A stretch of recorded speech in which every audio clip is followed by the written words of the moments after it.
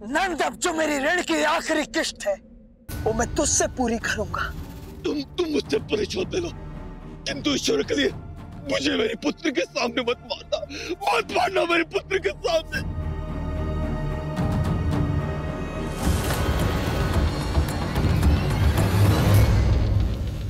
ठीक है, नहीं मारते हम तुम्हें, इतना दंड पर्याप्त है तुम्हारे लिए।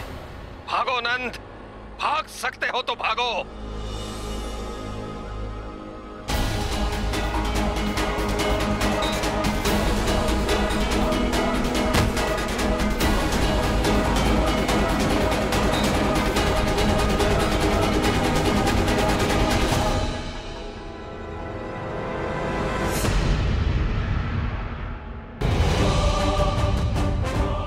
कोई उसे नहीं रोकेगा, भागने दो उसे।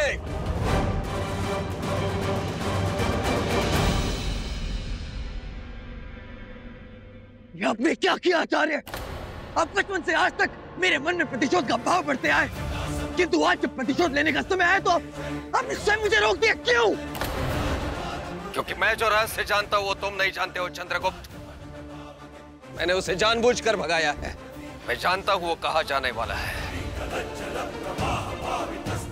पीछा करो उसका, परंतु इस तरह से कि उसे पता न चले।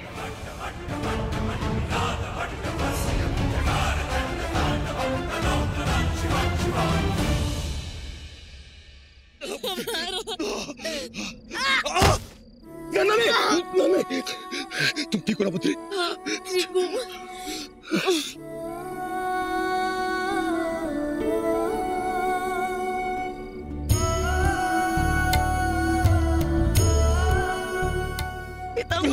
कहाँ जा रहे हैं? हम एक ऐसे स्थान पे जा रहे हैं जिसके बारे में मेरा तो कोई नहीं जानता। वहां मैंने अपना सारा धन छिपाया हुआ है। वापस से शक्ति अर्जित करेंगे, चंद्र पर आक्रमण करेंगे।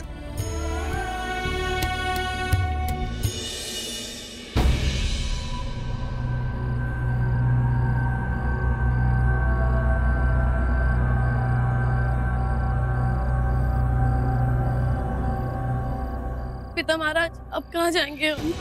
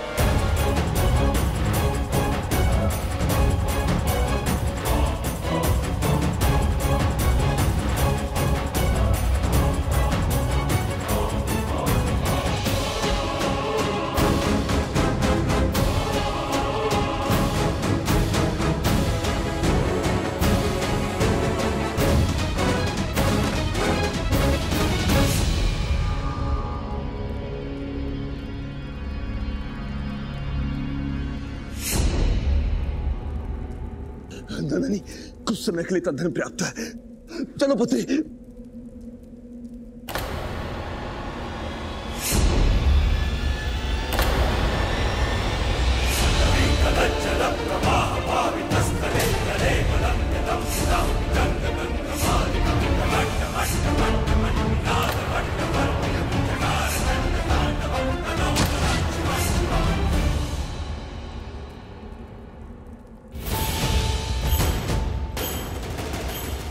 मेरे पिता महाराज के निकट मत आना।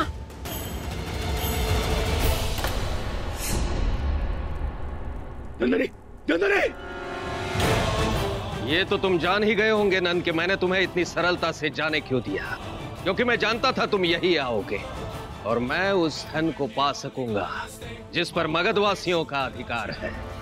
अब तुम्हारा अंत करने में कोई समस्या नहीं।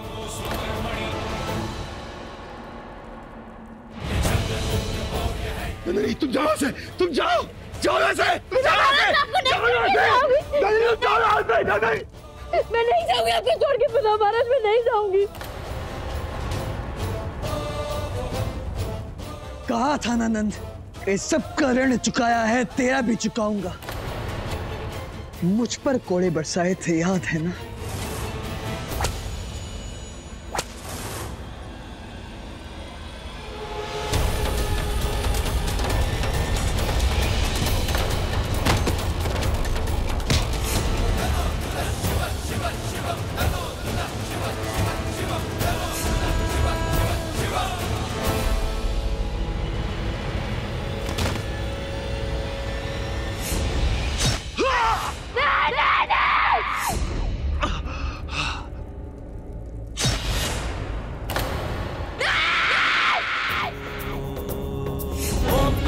महापद्मानंद, अब मेरी ये शिखा तब तक खुली रहेगी जब तक तुम्हारे लहू के छींटे इस पर नहीं पड़ेंगे।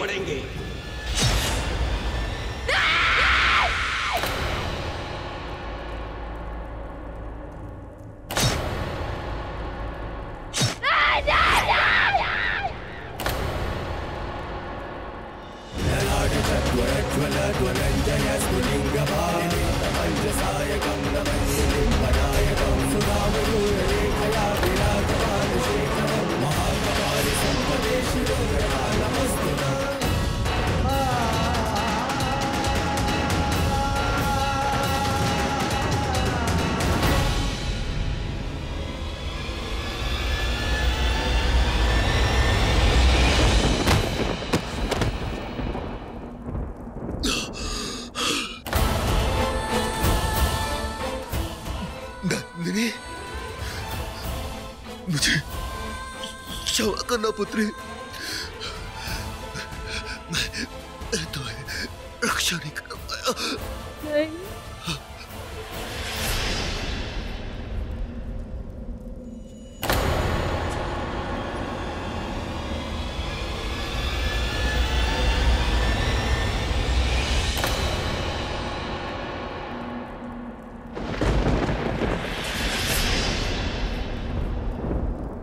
रुक जाओ चंद्र, मर चुका है वो। पिता महाराज! पिता महाराज! पिता महाराज! पिता महाराज! मुझे पिता महाराज! मैं नहीं जी पाऊंगी आपके बिना। पिता महाराज! पिता महाराज!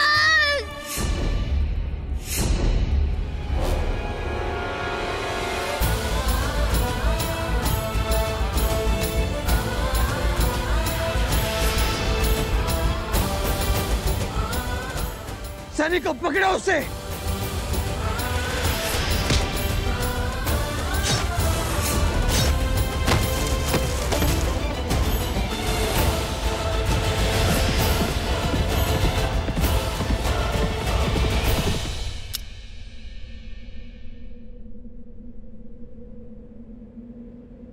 मेरा तो मन बैठा जा रहा है।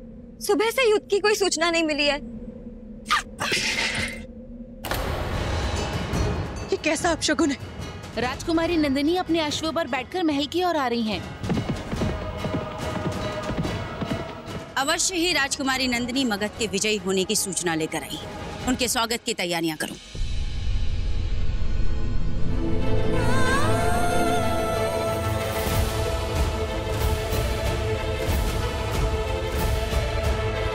नंदिनी, नंदिनी, नंदिनी बेटा, ये क्या हाल बना रखा? कैसे हो? पिता महाराज कहाँ पर है तुम्हारे?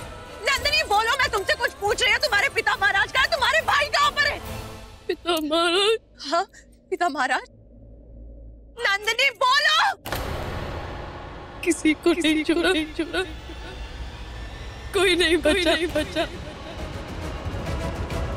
ऐसा नहीं हो सकता। तुम्हारे पिता महाराज को कोई नहीं हरा सकता। मेरे पुत्रों को कोई नहीं मार सकता। चंद्रगुप्त ने सबको मार डाला। पूरे नंदन का विनाश कर दिया उसने।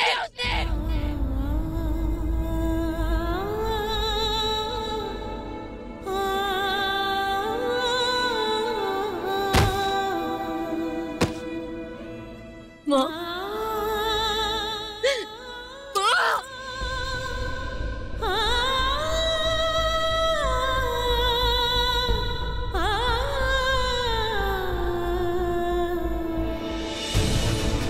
अब क्या होगा हमारे साथ? वो लोग क्या हमें भी मार डालेंगे? पता नहीं, परंतु कुछ भी हो जाए हमें उनके हाथ नहीं आना है। पर ये होगा कैसे? इस विजय के पश्चात मगध की हर वस्तु पर उनका अधिकार है। बस एक ही मार्ग है उनसे बचने का। क्या? शत्रु की सेना बहुत बड़ी है, वो हमें आसानी से पा सकते हैं। उनसे अगर रक्षा करनी है तो हमें जौहर करना होगा। अरे तू क्यों? भाभी, यदि हम शत्रु के हाथ आ गए तो फिर हमारी दशा बुरी होगी, अपमान होगा हमारा। चौराहे पे बेचे जाएंगे हम। वो चंद्र बहुत क्रूर है, वो अपना प्रतिशोध अवश्य लेगा, अपनी हर हार का, हर मार का। अगर सुरक्षा चाहिए तो द्वार खोलो।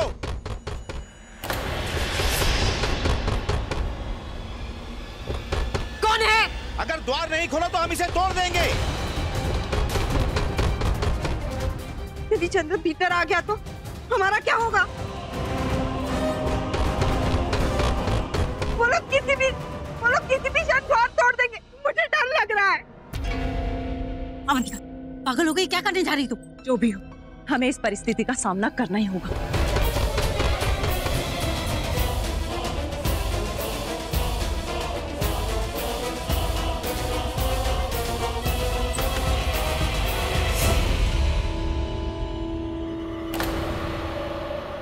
क्या चाहिए तुम्हें? केवल राजकुमारी नंदिनी।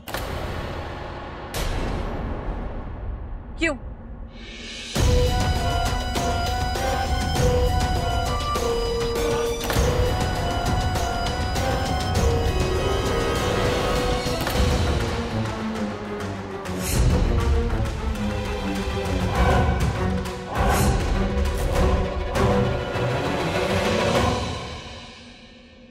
तू होती कौन है?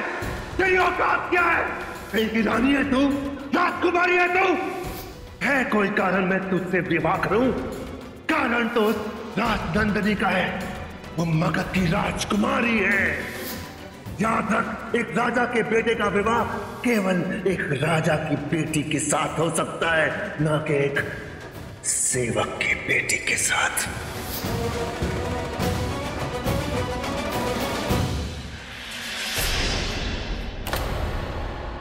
राजकुमारी नंदिनी इस हालत में? ये तो राजकुमारी थी, राजकुमारी, और वो भी मगध की राजकुमारी। तो फिर अब क्या हुआ? एक ही झटके में सब बदल गया। हेलेना, तुम तो मेरी मित्र थी, तो फिर मेरे विरुद्ध क्यों? मित्र? दासी के कपड़े पहनाओ इसे और लेकर आओ।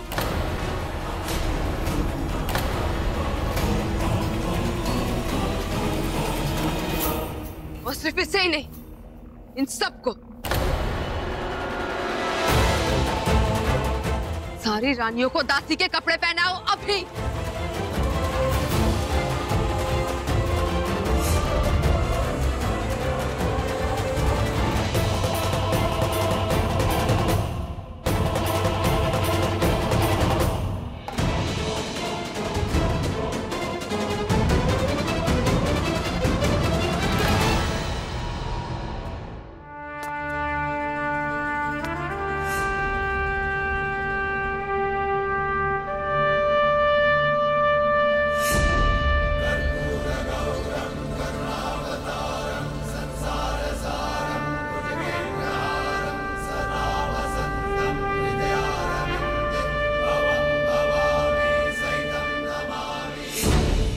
लो, थोड़ा जल पी लो। जब से ये युद्ध प्रारंभ हुआ है, आपने अन्न का एक दाना भी नहीं खाया है, ना ही एक बूंद जल पिया है। थोड़ा पी लो। जब तक मेरा चंद्र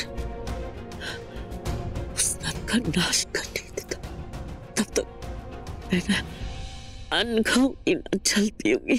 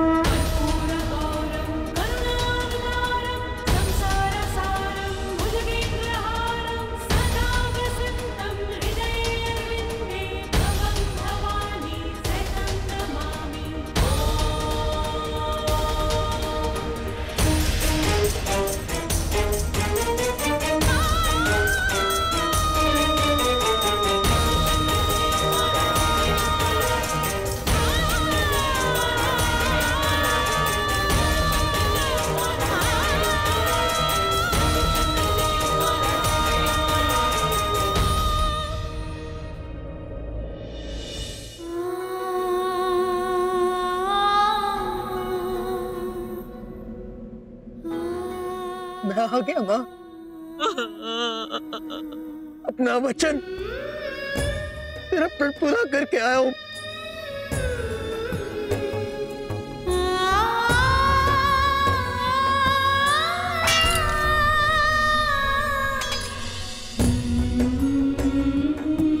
मैंने प्रतिशोध ले लिया है, अपने पिता की हत्या का और तेरे अपमान का प्रतिशोध ले लिया है मैंने।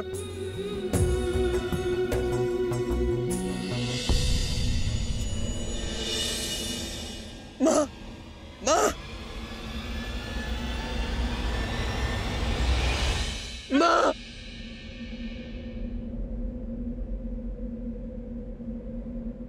लो, अब तो जल पी लो। तुम्हारा व्रत पूर्ण हो चुका है। तुम्हारा पुत्र मगध जीत चुका है। नंद का नाश कर दिया उसने।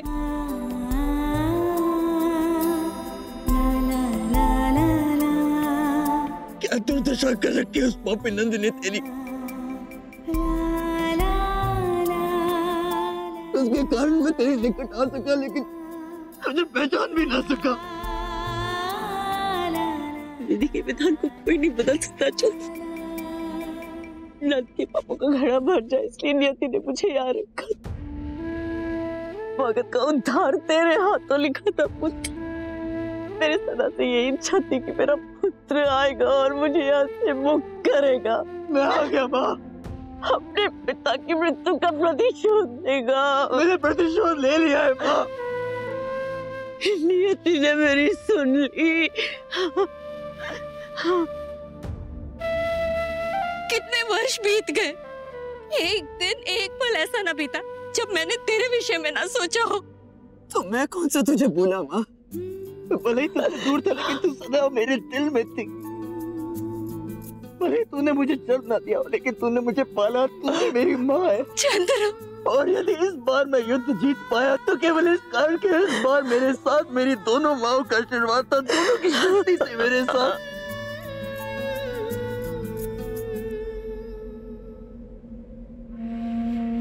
महाराज, स्वार्थवश मैंने आपको पहचानने में बहुत बड़ी भूल कर दी। मुझे क्षमा कर दीजिए महाराज, मुझे क्षमा कर दीजिए।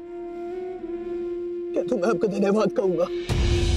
यदि आपने मुझे आचार्य को ना बेचा होता तो आज मैं चंद्रगुप्त नहीं बन पाता। दासियों,